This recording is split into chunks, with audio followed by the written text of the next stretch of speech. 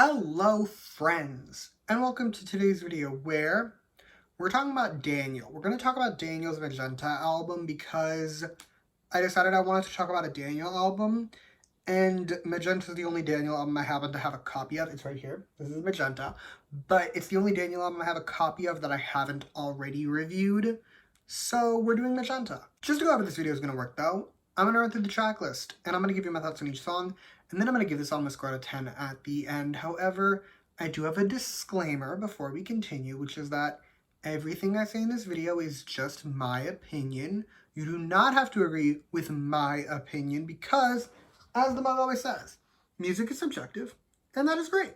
Okay, now that we have all of that out of the way, we can get started. And first up, we have the opening song, Flash. And this song, it is an excellent opener. It doesn't go too hard that it overshadows the other songs, but it goes just hard enough that it gets me very excited for what I know is coming. It also has what I personally consider some of Daniel's best background music. I don't know what it is about the background music in this song, but I've always really liked it. Like, I can't explain it, but I like it, so I'm not going to complain. The only section of background music that I don't love is the pre-chorus, although to be fair, I don't really like the pre-chorus as a whole, if we're being honest, so it's not that deep. I'm also not the biggest fan of the bridge. Like, the first part and the last part, they're messy, but that middle part. There's this middle part of the bridge where he's singing. That part slays. The rest of it, I don't love it, but, like, I can get through it. The verses, though, they're a bit excellent, and I also like the chorus. Plus, the song as a whole just has this chill banger vibe to it that I can definitely get behind. Next, we have the pre-release single Waves, which features Jamie, aka Jimin from 15 and, as well as Simon Dominique. And you heard me correctly, the song is a pre-release. And nowadays, that's very common. Like, everyone has a pre-release. Back in 2020, it was a lot less common to have pre-releases. Daniel, however, was still doing it. We can give him trendsetter credits. Also, fun fact, this was the first Daniel song to have a feature on it. And I remember when the song came out, there was one YouTube comment on the music video that I vividly remember. And it was like, wow, Daniel really let Jamie and Simon have their moments in the song. Like, he let them shine, even though they're the featured artists. And that is true. Like, they both really do have their moments in this song. Anyway, let's get into the actual song, though.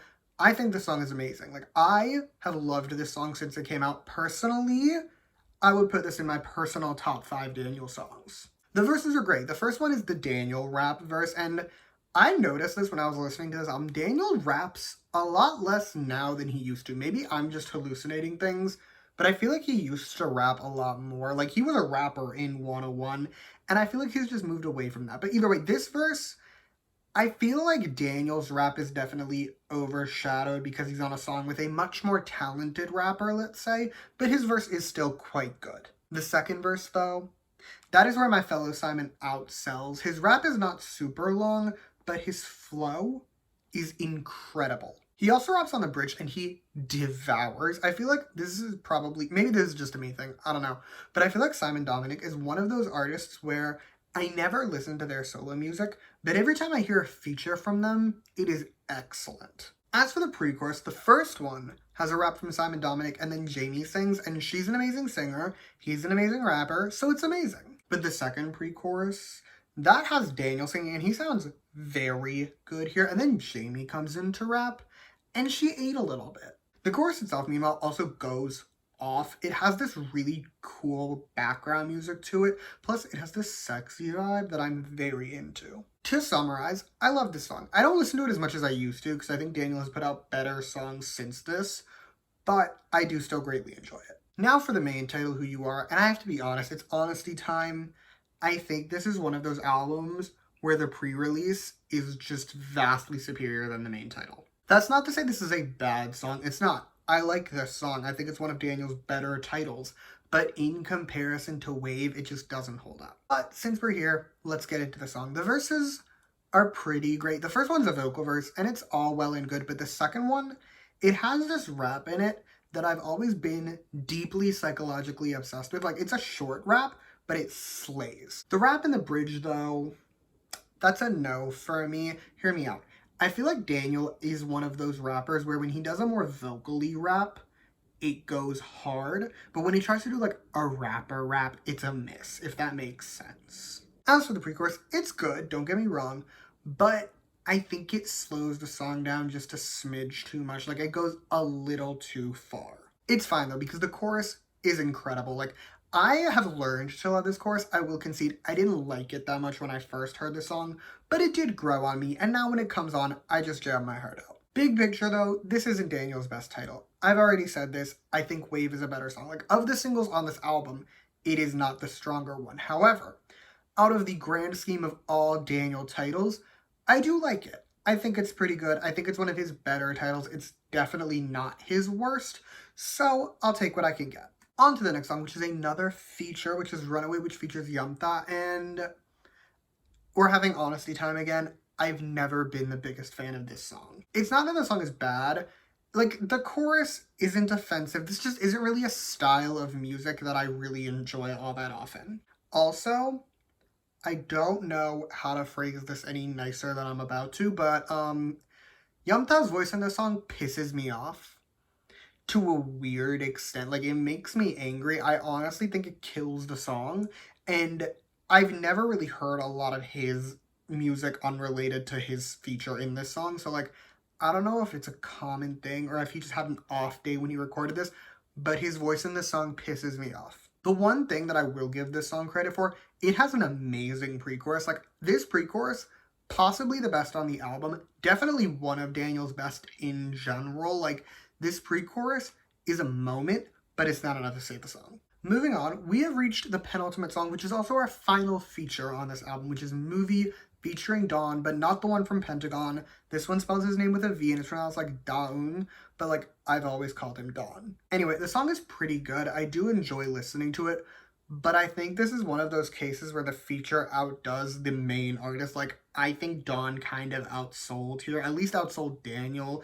Like, Daniel wasn't doing bad, but Dawn was doing better. It also doesn't help that, at least from my view, these aren't the best Daniel verses. Like, they're not bad, they're just on the weaker side, if you ask me. Also, personal preference thing, the chorus is too repetitive for me.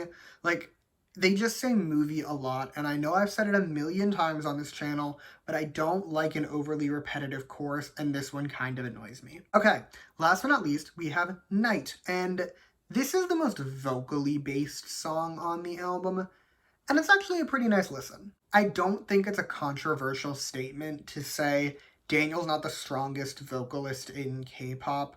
I think we can all agree on that. However, I've noticed this. I've noticed this over the years. Daniel, vocally speaking, very much plays to his strengths in a way I really respect. Like, he's not going to give you a belt your heart out ballad because that's not something he's going to do well. Instead, he's going to give you a nice, chill, vibe your soul out ballad, and he's going to slay. And that's exactly what this is. Like, it's nice, it's chill. The rap doesn't feel out of place also, which I appreciate. Like, it's just a great listen, and it wraps up the album really well. But that's all I have to tell you about this album. So with that, it is score time, and overall, I'm giving this album an 8.4 out of 10, but I want you to hear me out, okay? I feel like had I reviewed this album in 2020 when it came out, ignoring the fact I didn't have a YouTube channel, but if I had, and if I reviewed this album, I'd be way nicer to it for one key reason. Daniel, specifically since this album, I feel like actually starting with this album, his music got way better, at least to me, it got way, way better. So like now he puts out albums that have full-fledged bangers. Like, Wasteland is one of my most streamed songs. Same with Supernova off his last album. So, like, he's put out such better music that I can't help but be minorly disappointed in what this album is. However, for the time, like, up until this point in Daniel's catalog, this was probably his best album, so it does get some credit for that, but, like, as an album, I'm giving it an 8.4 out of 10. And yeah, that is all I have for you today. Thank you so much for watching. Feel free to comment your thoughts on this album down below. Let me know what your favorite song is. You can also like and subscribe if you want to or don't. I will be okay either way. And in the description, I'm going to put all my other Daniel reviews, so you can check them out if you so choose. But yeah, thank you again for watching. Bye!